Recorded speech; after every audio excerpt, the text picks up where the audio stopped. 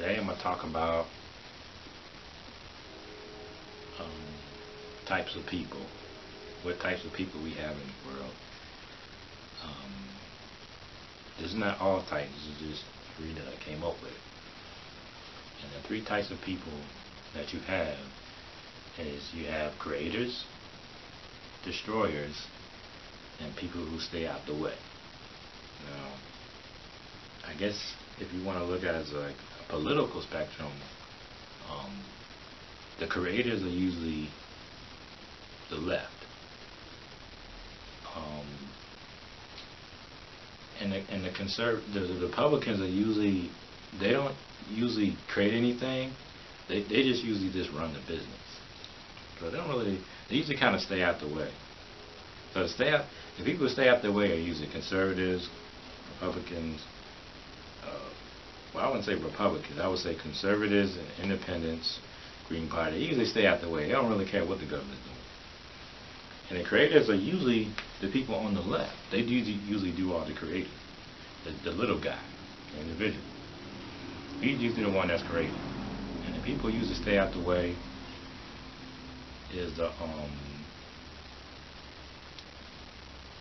is independents, Green Party, conservatives, stuff like that. They usually show up every 4 years, say some crazy stuff, and then they usually disappear. You notice how they don't really riot. They don't care about rioting. They go back and assess why they lost, and then they come back fighting the next time. They change up their strategy every single time. You know, they bring in Reagan, they bring in Bush, they bring in who was that guy? The Mormon guy. I got his name, but anyway. They bring in Trump. Trump is not a conservative. He's not a Republican either. But he was a fighter. He was provocative. He was crazy. You couldn't control him. Nobody could control him. Nobody could pay him off. He had enough money. He had enough people backing him. Conservatives were probably backing that guy. They saw a guy that, I mean, he could say something racist, say something provocative, and he was like, yeah, I said it. Okay, whatever. And I ain't saying sorry for nothing. That's just, kind of crazy, apologize. And then destroyers are usually, they're not usually in a political party. If you ask them, who do you vote for, they'll say, I ain't vote for anybody. And these are people who riot, these are people who commit crimes. They usually care about gun law. They don't, destroyers could be anybody. A little guy who just committing crimes, and that's what they do. That's their life. And it could be the elites, the people way at the top, or people in the middle. And they're just trying to gain more control, gain more power, make more money. That's all they care about, is keeping their dynasty going. So, destroyers could be anybody. Creators could be anybody. It's mostly little guys, mostly individuals. Like, individuals invent. Individuals create companies. Individuals run companies. Most of the time, you got people who dropped out of college who run companies. Who they really end up hiring is A-student people, conservatives. They can run companies. They can make money. They know how to do that. They don't know how to create though. They ain't trying to do all that. So, and usually when they come along, they made a mistake with that Mormon guy. They thought, we need a clean-cut guy.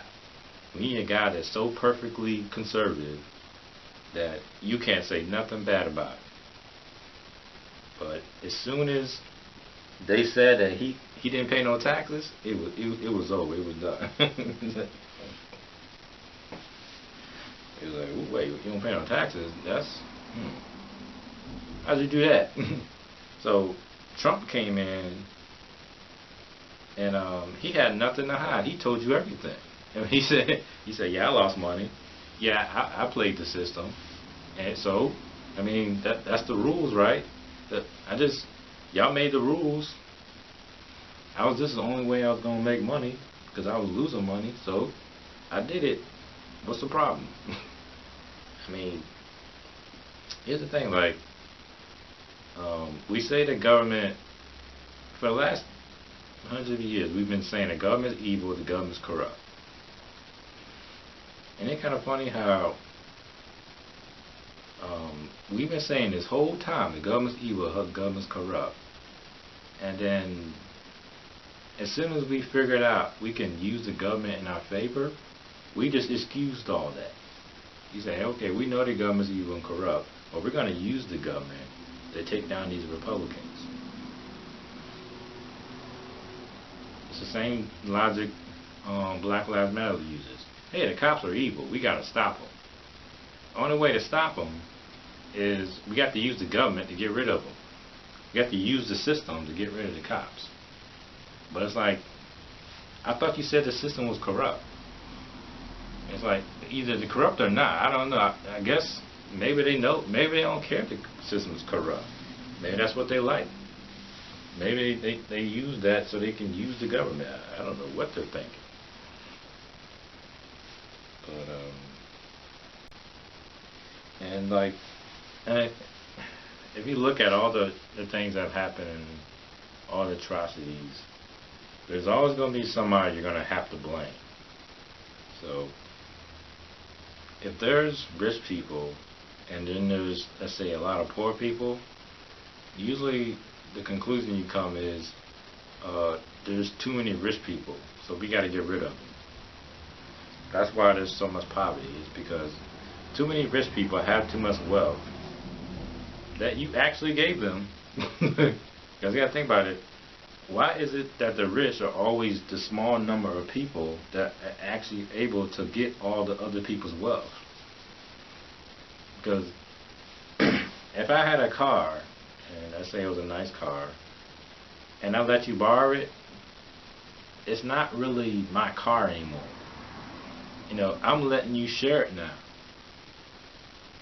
So that's what the government starts out, that's what they start out doing, is sharing. We share the wealth. And then eventually they figure out how to take it. The only way they can take it is you got to let your guard down. You got to give up some of your responsibilities or your watch of it. You got to stop watching. You got to stop valuing it and caring about it. That's the only way they can swoop in and start taking it. So if you have a car, and every day you drive this car, and then one day you decide, I'm going to let my friend borrow my car, and let's say that he's borrowing his car like every day. Every once in a while this dude's coming up, hey, can I borrow your car? If you're a nice person, a soft person, or you, they say, scared of this guy, you're gonna let him borrow your car every single time. And your friends are like, why do you keep letting him borrow your car? I don't know, man. I can't say no to him. I'm afraid of him, man. He scares me, Or, I'm just so nice. Like, good deeds go a long way and all stuff, So I'm just scared of him. I don't know what to do. So it's usually somebody has to come along, usually an individual has to come along and say, I think you need to stand up to him. I think you need to stop this contract, because it's like it's like a verbal contract you made with your friend to let you borrow your car. So you think about it. At first, the government was pretty small. They wasn't borrowing your car. They didn't really need it. But after a while, they was like, they were looking at your stuff and they said, hey, your stuff is pretty good. Can I have it? Can I share it? Can we share this stuff? And can we borrow this stuff? So eventually, depends on what kind of person you are, how nice or weak you are, you're going to let the government borrow your car, borrow your stuff. And you're going to start letting your guard down. So, and maybe at first, you might have had a garage you had your car in. You might have had a security system. You might have had cameras. You might have had a gun. You might have had a guard dog. But the more the government becomes friendly, you take away certain things. You take away the dog. You take away the camera. You take away the garage. You start parking the car not in the garage no more, but in front of the garage. you let him get access to your keys. He can easily get your access to your keys. So, so now the government don't even have to ask you no more. He can just take your keys. You might give your friend a copy of the keys, and then you won't even have to ask you for the keys. He has his own copy. He can come into your car, drive it off anytime he wants, as long as you ain't using it. And that's what the government does. It slowly becomes your friend, where you have no problem letting them borrow your car. Basically, he don't have to ask you no more. He don't even have to force you. Eventually, he's gonna say, "This is mine now. I've been using it the whole time, without you was looking. Actually, I've spent money. I put gas in this car, my own money in this car. Actually, this is my car. I wash it every week, and I reupholstery it. I put new rims on it. Hey, this is my car now." That's what they do with welfare. They give you welfare, and it's like, hey, no, actually, I've been taking care of you this whole time. Actually, you owe me something. I can show up anytime I want now and tell you what to do. Yeah, you can't have this, you can't have that. Nope, you can't have this job. Nope, you can't make this much. Nope, you can't have this many kids. Nope, you can't have a man in the house. See, as soon as they become your friend, as soon as you let them, it's like vampires or something. As soon as you invite the vampire in, he can come in anytime he wants. And the powers that you have against him, like garlic and was it the cross, they don't apply no more, because now you let him in your house. You can come in anytime you want. So you let your guard down. So yeah, think about it, like, and the people at the top, they're not racist. They don't care about no race. All they care about is who's dumb enough for us to take advantage of. And I guarantee it's more whites on welfare, more whites that are poor than blacks. They say that the stats are is that there's more whites on welfare, but they actually have still more wealth than blacks. The reason is because in black neighborhoods, we're not really taught to save. We're just taught to spend. All we know how to do is flash, stunt, and spend our money. We're not really taught to spend. White people do have. I've seen them. They buy like dirt bikes and mini bikes and boats and whatnot. But that's like a one-time thing. You buy a dirt bike, you're done. Anything I do is keep up maintenance. But if you're buying clothes, you gotta be buying that stuff like every week, every month. It's a lot of money. You're buying shoes that come out, or the Jordans come out. I think they come out every year, or every couple months. iPhone come out every year. Got different type of phone, clothes, all that crap coming out every year. But you buy a dirt bike, you're pretty much done. I mean, if the dirt bike works, dirt bikes last a long time. All you gotta do is maintenance. Do maintenance on.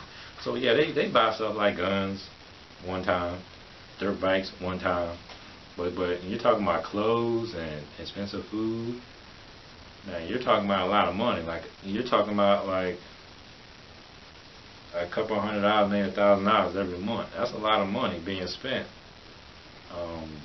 Because you're talking about frivolous things that can wear down easily, things you have to keep replacing, things you can get bored of really fast. I mean, you can get bored of some clothes like really fast. But a dirt bike, man, dirt bike's fun, man. You buy a dirt bike, you're done. You ain't gotta buy nothing else. So yeah, they spend money. They spend a lot of money. They save up the money to get a dirt bike or a boat or something. But you buy that once, you're done. And oh man, the Asians, man, they're really frivolous. Oh my gosh, man. It's usually only the kids that care about like designer clothes, but yeah, the grown-ups, they don't really care about that stuff, man. Africans, they usually, when they come here, they try to be American. They try to be American as possible. They try to blend in. You see, the Indians don't. It usually takes a while for them. Well, the young Indians blend in. The old Indians don't. Um, the ones in the middle, they usually do. They try to blend in. Most of the time when foreigners come over, they try to blend in. Arabs and stuff. They usually try to blend in. They're not trying to stand out. They don't want you to know that they're foreign. But I guess if you ask them, hey, where you from? They'll say, yeah, India, Pakistan. They'll tell you straight up, I ain't no American. They'll say, yep, Pakistan. But it might be different now. They might say they're American now. It might be different. They probably have no problem. So I guess you got to figure out what your place is in the world. I mean, where are you at in the world? What are you contributing to yourself or your family or your community? If your yard is dirty, clean it. If you think the cops are evil and they shoot black folks, then become a cop. Why is it so hard? He's like, and once you ask a person, hey, you said the cops are evil, right? Well, why don't you become a cop? Man, that's not my responsibility. They just gotta get better. You just said the cops are evil. I was like, what are they gonna do? Stop being evil? You just said the system was corrupt. What are you expecting? You asking this corrupt system to stop being evil for a second, so you can get your justice. That's not how it works. I don't know if you know anything now, but these court systems and judges and lawyers and firms, cops, they're just trying to make money. It's a job, it's their lifestyle, it's their life, it's a livelihood, it's their family, but they still have to make money, so we can keep the system going. So there's some morality somewhere in there. There's some devotion to the cause somewhere in there. But at the same time, it still has to make money. So I guess you guys, okay, what are we still trying to get? What rights are we still trying to get? The problem is we have everything that we need. The problem is getting people to do it.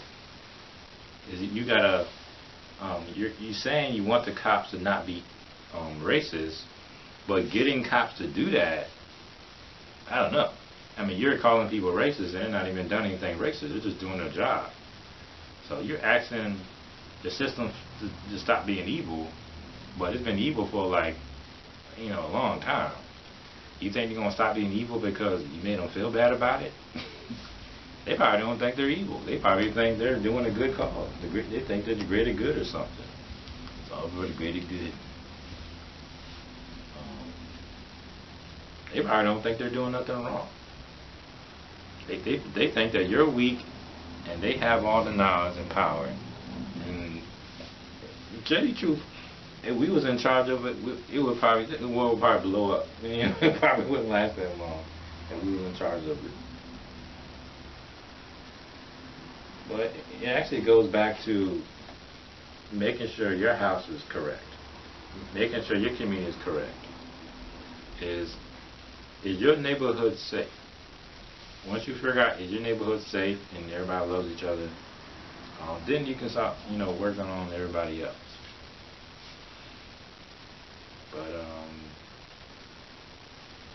But having 50 genders, that's not going to make the world a better place.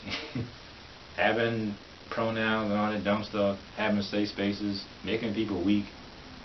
No, we got to be stronger. We can't be weaker. Having safe spaces and 50 pronouns and genders and have every race represented, it's not going to do anything. Who cares? It doesn't matter. What matters is are we being good to each other and shut down debate and all that dumb stuff. That's stupid. That's not gonna work. We gotta build. We gotta create more. We gotta be more scientists. We gotta prove more things. We gotta work together more. We gotta treat each other better. We gotta listen to every single argument so we can know exactly what the problems are. so we can solve them. Shutting down debate and shutting down people's thoughts and feelings is not going to we're not going to learn anything if we keep shutting people down. If we keep having these safe spaces where we don't talk about every single aspect of our lives, we just focus on old things, and we don't look at the future. You know, right here in America, we don't have slavery. So why are we talking about slavery for? Slavery is in India. Slavery is in Africa. It's in North Korea. It's in those places. You know, you should be talking about that over there because it's actually going on. They actually have slavery. North Korea, if you try to leave North Korea, they will kill you and your family.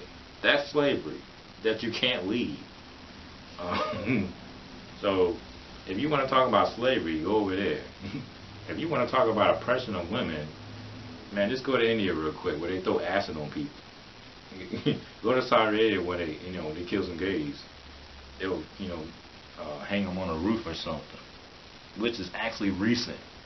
In South Africa, they killed 70,000 white people. They've been killing them for a long time. I think it was 2015 or something. They've been killing white people for a long time, trying to get them out of there. And these white people are the ones that were creating everything over there. So that's just jealousy and stupidity. People not knowing how to contribute, so what they do is just destroy. They don't know how to create, so they just destroy.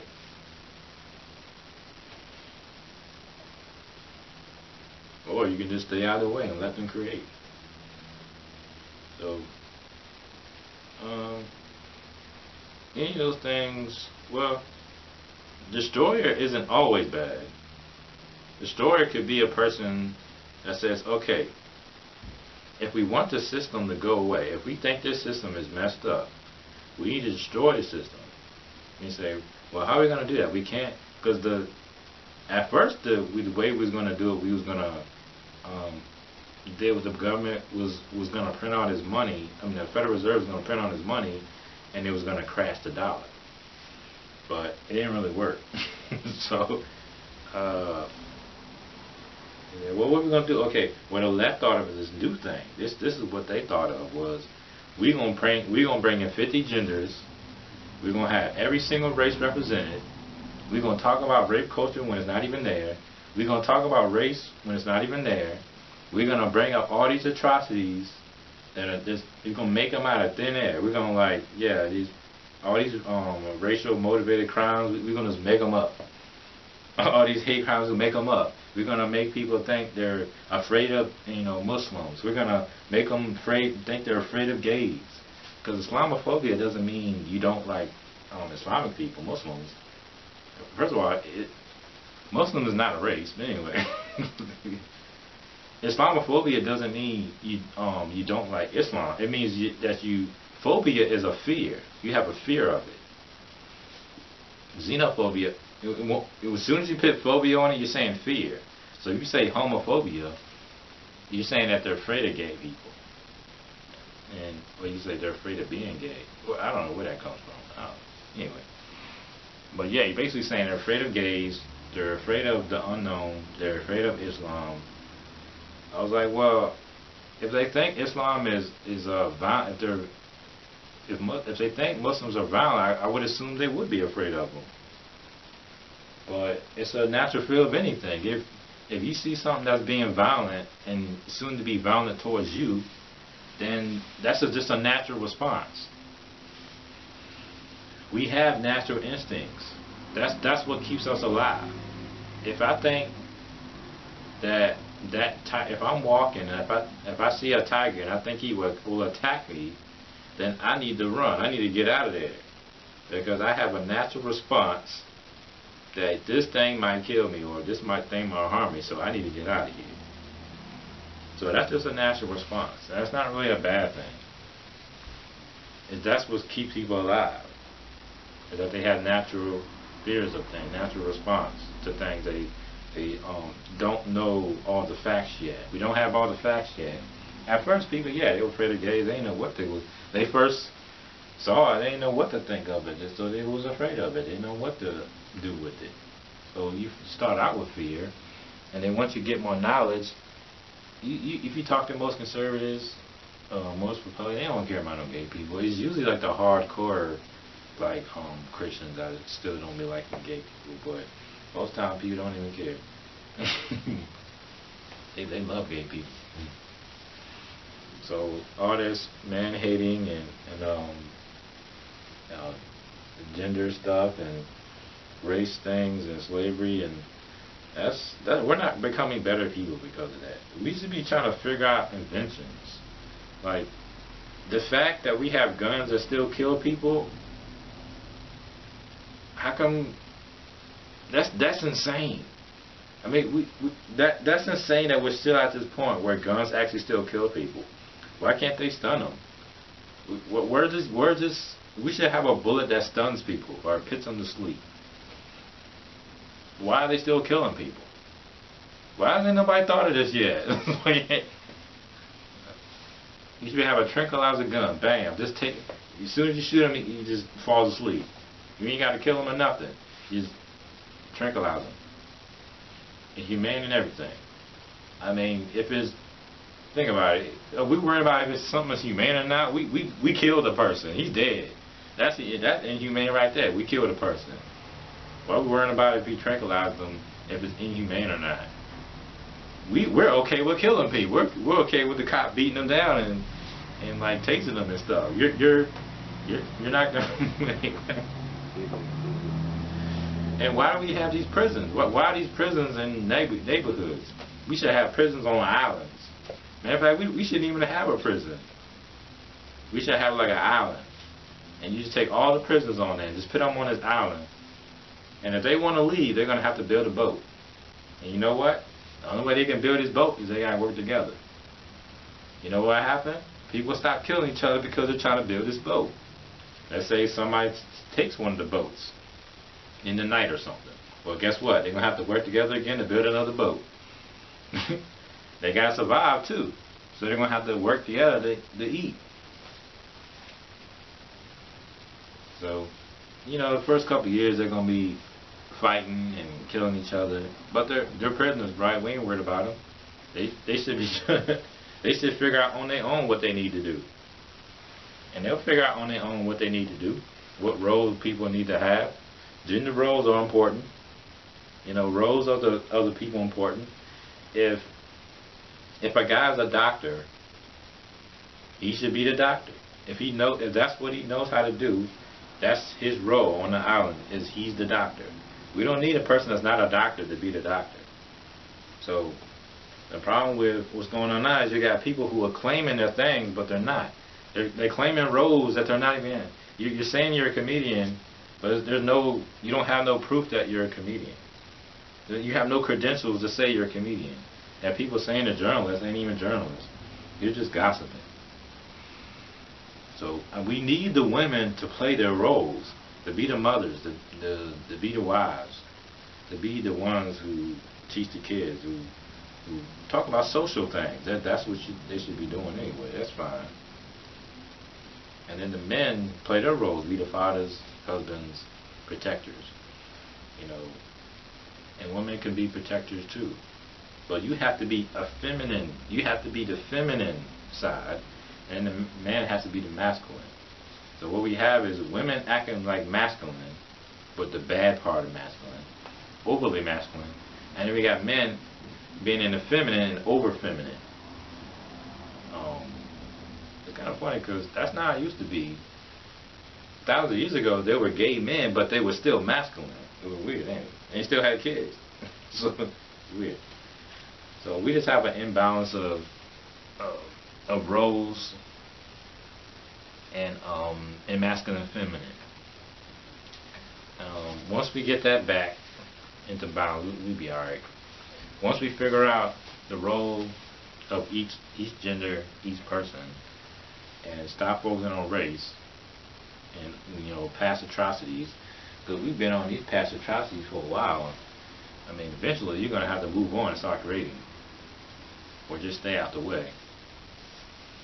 And if you're going to destroy, destroying is fine as long as you're going to come up with a replacement. Because the criminals, they're still there. So if you get rid of the cops, The criminals are not going to stop committing crimes. They're still in your neighborhood. So you can get rid of cops all you want, but the criminals still walking around committing crimes. When you say we're getting rid of cops, no police zone, they're like, yeah, sweet, we can make more crimes now. If you say we're gonna ban guns, they're like, sweet, they ain't got nothing to defend themselves with. We can easily commit crimes now. We crazy. I mean, we set now. Once you bring in gun laws, it really just affects regular people, because criminals don't follow the laws anyway. They get their guns illegally. They steal them. Well, why would they care about some stupid gun laws? They know they're going to jail eventually. Why would they care about getting caught? They know they're going to jail eventually. Eventually somebody's going to tell them. So if you got a community where it's not a lot of police, a whole bunch of gun laws, long response time for the cops to show up, the criminals is going to move to that place. That's why they went to Baltimore, Chicago, Detroit, New York, because they've gotten rid of stop and frisk. They got rid of what's it called, broken windows policing. I think it has something to do with like I think it has something to do with if they see your community like going downhill, they would beef up the cops. I think that's what it means. If they see you doing like little things, and then if they see if it's going to escalate to something even worse, then they'll start policing more. So that's what happens. And it always is gonna hurt. It's always gonna hurt the people that are staying out the way. The people who just want to live their lives and want to have a safe neighborhood. So you have criminals speaking for you, and you have people who are just ignorant and don't know. They don't know how bad it is. And just speaking, these people are speaking for you. So if you need to stand up and say, no, these people don't speak for us. This video too long. All right. But yeah, all you do is figure out who you are. Are you a creator, or a destroyer, or do you stay out the way? Just figure out who you are. You can be who you want. You ain't gotta be any of those things. You can just be a baseball player. you can be a rapper. You can do whatever, a dancer. Which is in turn still a creator. You're doing something. So you can be who you want. Anyway, so yeah, like, subscribe, comment, get some sessions and stuff like that. That would be great.